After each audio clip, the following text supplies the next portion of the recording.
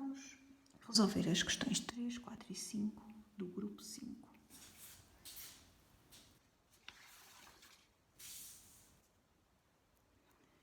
À medida que o cabo estica, o seu comprimento aumenta e a intensidade da força que o cabo exerce no atleta também aumenta. Entre a posição R e a posição T, a um aumento do comprimento do cabo de 1 metro corresponde em média um aumento da intensidade daquela força de 120 newtons. Determina a componente escalar da aceleração do atleta na posição T em relação ao referencial ou y considerado. Portanto, nós queremos calcular a componente escalar da aceleração do atleta na posição T. E sabemos que, pela segunda lei de Newton, a intensidade da resultante das forças que atua no atleta na posição T é igual à massa do atleta vezes o módulo da sua aceleração. E que forças é que estão a atuar no atleta na posição T?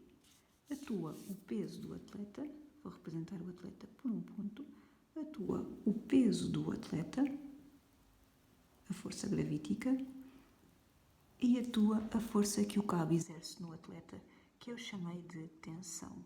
Nós sabemos que o movimento do atleta entre S e T é um movimento onde a velocidade diminui, o que significa que a aceleração tem que apontar no sentido oposto ao da velocidade e, portanto, a força resultante também aponta no sentido oposto ao da velocidade. Logo, a tensão tem maior intensidade, o vetor tem maior comprimento que o peso do atleta nesta posição T. Ora então, nós conhecemos a massa do atleta, se conhecemos a intensidade da resultante das forças do atleta, podemos calcular o módulo da aceleração. E a partir do módulo da aceleração, o componente escalar da aceleração. A força resultante que atua no atleta é igual a resultante das forças que atuam no atleta é igual à soma das forças que atuam no atleta, ou seja, é igual à tensão mais ao peso. E, portanto, a intensidade da resultante das forças vai ser igual à intensidade da tensão menos a intensidade do peso que atua sobre o atleta. A intensidade do peso de um corpo próximo da superfície terrestre é simplesmente dado por m vezes o módulo da aceleração gravítica. A massa do atleta é 72 kg, o módulo da aceleração gravítica é 10 metros por segundo e, portanto, a intensidade do peso do atleta é igual a 720 newtons. Temos que calcular agora a intensidade da tensão da força que o cabo exerce sobre o atleta. E dizem-nos no enunciado da questão que a um aumento do comprimento do cabo de 1 metro corresponde um aumento da intensidade daquela força de 120 newtons entre a posição R e a posição T. Ora, nós sabemos que a intensidade da força que o cabo exerce sobre o atleta na posição R é zero, portanto, só a partir da posição R é que esta força passa a existir. Portanto, a intensidade da força que o cabo exerce no atleta, a intensidade da tensão neste ponto é zero. Vamos calcular qual é a diferença de altura entre a posição R e T e vamos lá ver então a que corresponde o aumento da intensidade do cabo. Sabemos que a um aumento do comprimento do cabo de 1 metro corresponde um aumento da intensidade da tensão de 120 newtons. E vamos lá ver quanto é que o cabo estica entre R e T. Estica 6 mais 14,5 metros. Portanto, a 20,5 metros vai corresponder um aumento de intensidade de x newtons. E x vai ser igual a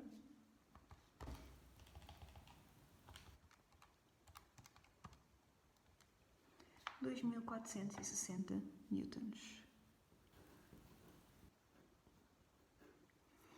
E, portanto, a intensidade da tensão no ponto T é 2.460 newtons.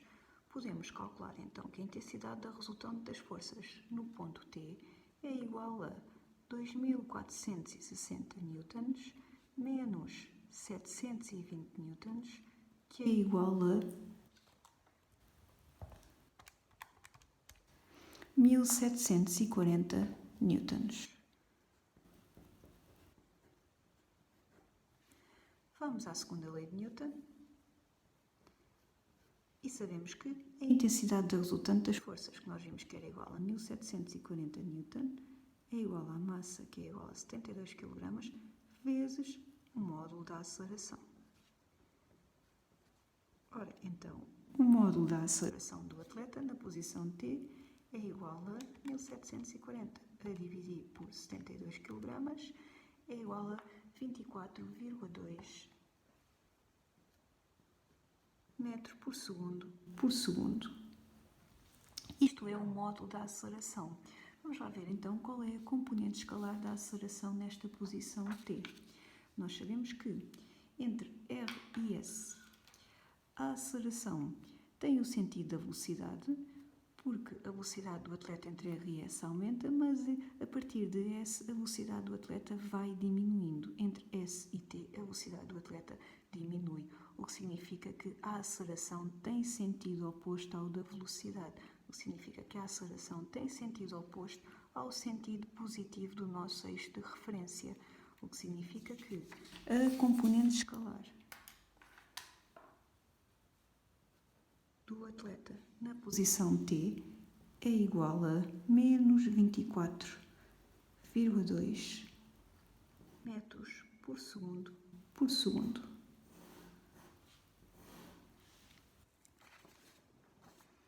Vamos passar para a questão 4.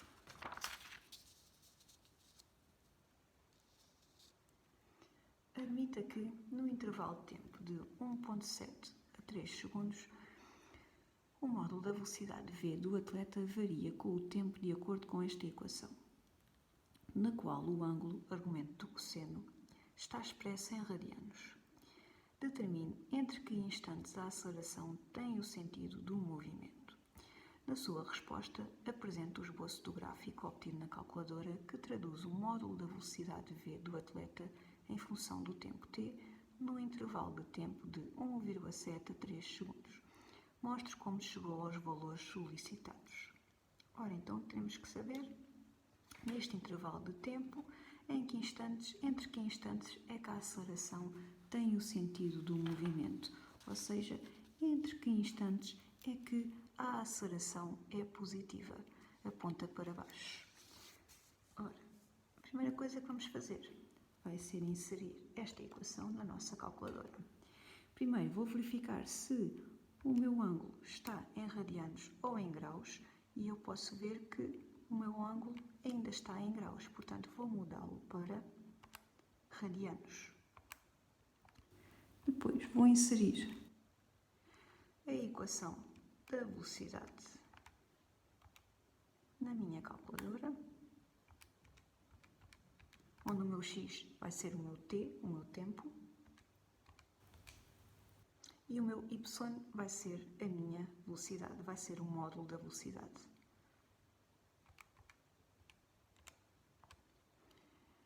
Agora, vou ajustar, ela já está ajustada, mas faz de conta que eu tinha que ajustar a minha janela. Entre que valores é que eu ajustava? O meu tempo, o meu t, a minha variável tempo e a minha variável módulo da velocidade. Eu sei que a velocidade máxima atingida pelo atleta é 18,7 metros por segundo e também sei que a velocidade nunca é negativa, o atleta nunca inverte o sentido do seu movimento. Então, o meu y mínimo pode ser menos 1, porque a minha velocidade, o meu y é sempre positivo, é sempre maior que 0, e o meu y máximo, como a minha velocidade tem módulo máximo de 18,7, vou escolher como valor máximo 20. E agora, para o meu intervalo x, que é o meu t, que é o meu tempo, eu tenho que desenhar o esboço entre os instantes 1,7 e 3 segundos, portanto, vou escolher para o meu x mínimo, para o meu instante de tempo mínimo, 1,5 e vou escolher para o meu instante de tempo máximo, para o meu x máximo, 3,3. E agora vou observar o meu gráfico.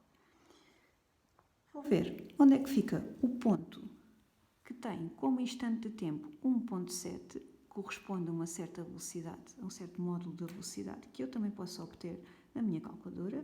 Vou aqui ao meu GSolve e quero saber o valor de y quando x, quando o tempo é 1,7. E obtenho que, quando o instante de tempo é igual a 1,7 segundos, o meu módulo da velocidade é igual a 17,02 metros por segundo. Portanto, vou fazer o meu esboço.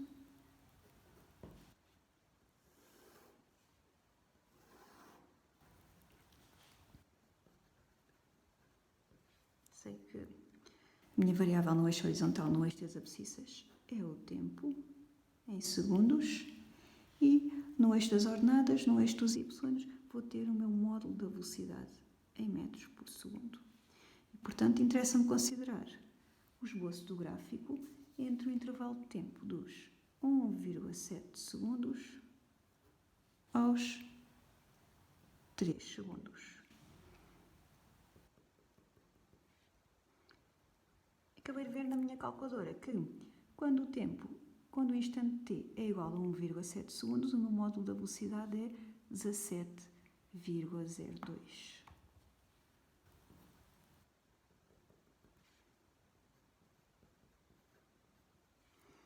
Vou também ver o módulo da velocidade que corresponde ao instante de 3 segundos.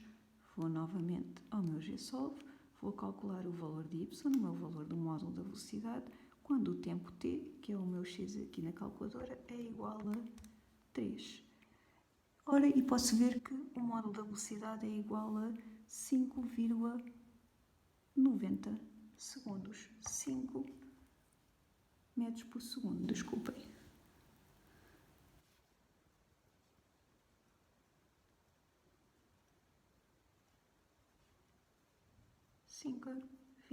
,90 metros por segundo. Vou olhar agora para a forma do gráfico neste intervalo de tempo. Posso ver que dos 1,7 segundos a velocidade aumenta até atingir um máximo, que vai ser a minha velocidade máxima que o atleta atinge, e depois torna a diminuir. E, portanto, vou representar isso no meu esboço. Um pouco exagerada.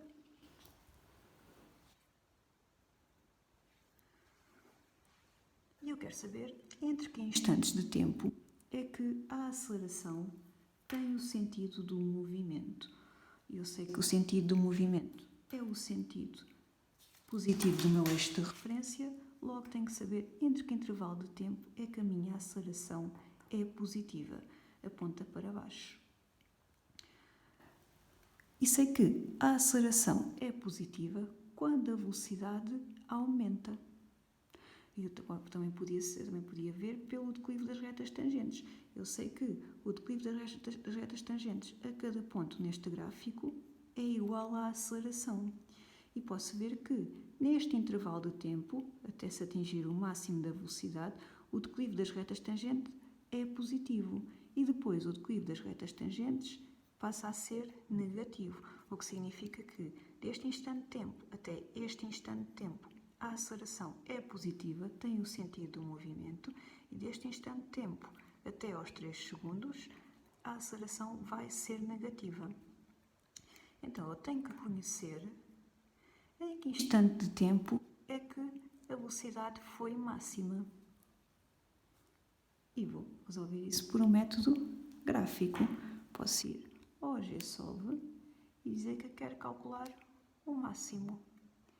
E posso ver então que o meu módulo da velocidade máxima é então os 18,7 metros por segundo e esta velocidade é atingida aos 2,03 segundos.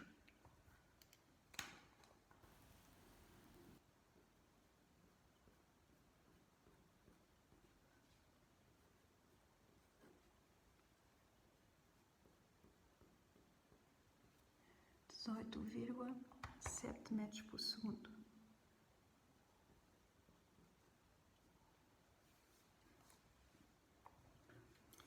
Ora, então eu posso dizer que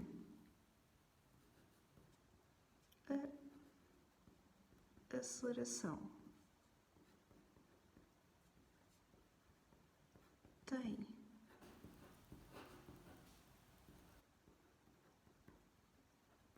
o sentido do movimento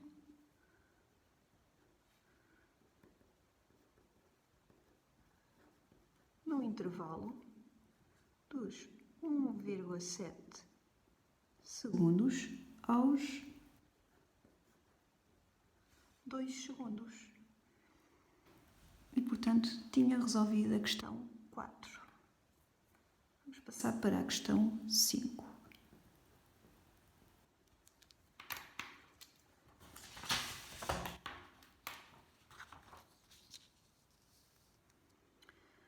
Considere que em cada ciclo respiratório o atleta inspira 0,5 decímetro cúbico de ar e expira o mesmo volume de ar, medidos em condições em que o volume molar de um gás é 25 decímetro cúbico por mol. Considere ainda que as percentagens em volume de oxigênio no ar inspirado e no ar expirado são 21% e 16%, respectivamente. Qual é a quantidade de oxigênio consumida num ciclo respiratório? Ora, então, nós sabemos que o atleta inspira um volume, o volume de ar inspirado pelo atleta é igual a 0,5 decímetros cúbicos de ar. E também sabemos que o volume expirado pelo atleta também é igual a 0,5 decímetros cúbicos de ar.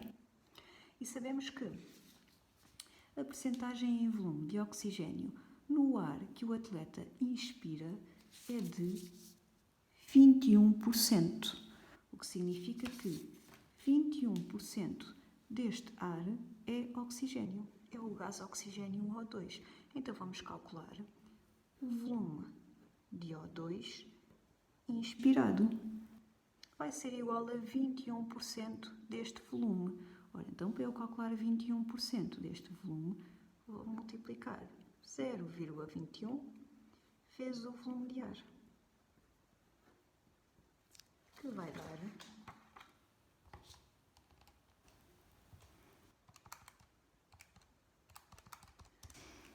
0,5 decímetros cúbicos de oxigênio. E diz-nos também no enunciado que a percentagem em volume de oxigênio no ar expirado é de 16%. Significa que neste volume de ar expirado, apenas 16% é que é de oxigênio, é que é de O2. Então eu vou calcular 16% do volume de ar expirado, que me vai dar 0,08 decímetros cúbicos.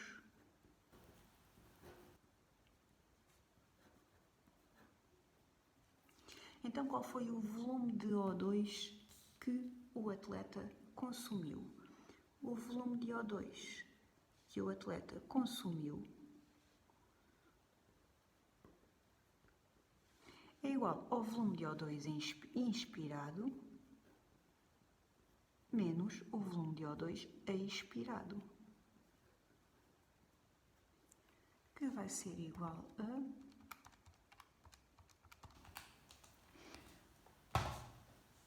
0,025 decímetros cúbicos de oxigênio.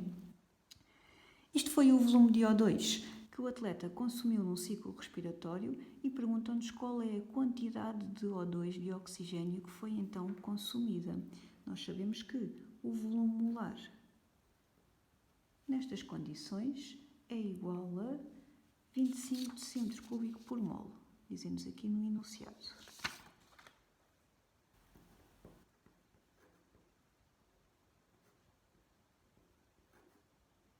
Ou seja, uma mol de um qualquer gás ocupa 25 decímetros cúbicos nestas condições de pressão e de temperatura.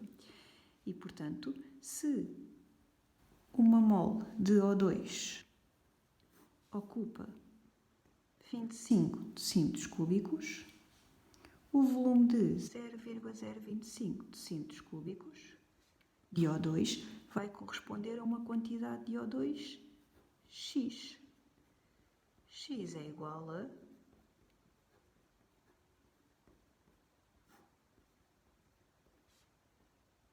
que vai dar uma milésima de mol de moléculas de O2. Portanto, ia ser a opção A, a correta.